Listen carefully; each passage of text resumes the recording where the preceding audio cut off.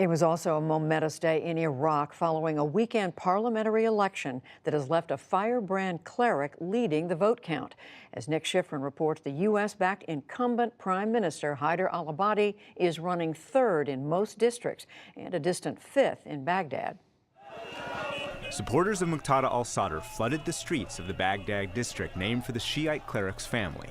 They celebrated a former symbol of sectarianism and resistance, who's transformed himself into a populist politician on the verge of leading Iraq. Iraq's Electoral Commission has released results from 90% of the vote, showing a startling apparent upset.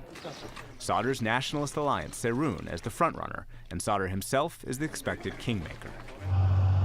Sadr rose to prominence after the U.S.-led overthrow of Saddam Hussein. In 2004, Sadr's Mehdi army fought a brutal, bloody insurgency against coalition forces, demanding they withdraw from the country.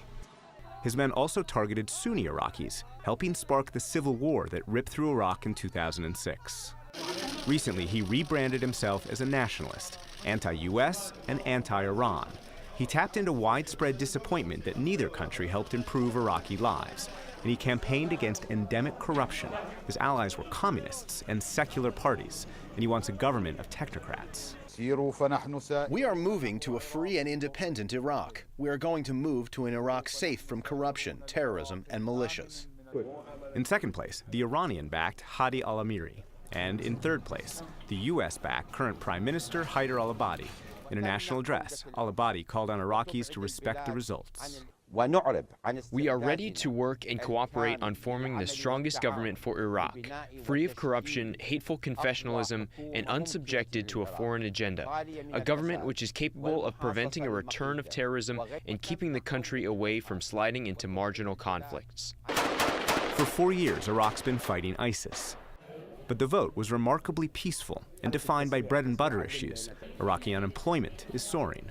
The country needs $80 billion of reconstruction. 2 million, mostly Sunnis, are displaced. But turnout was low and skepticism high. Some Baghdad residents are skeptical this political upset can upset a corrupt system. Nothing will be changed. The same misery for the country. If his bloc is the confirmed winner, Sadr won't become prime minister.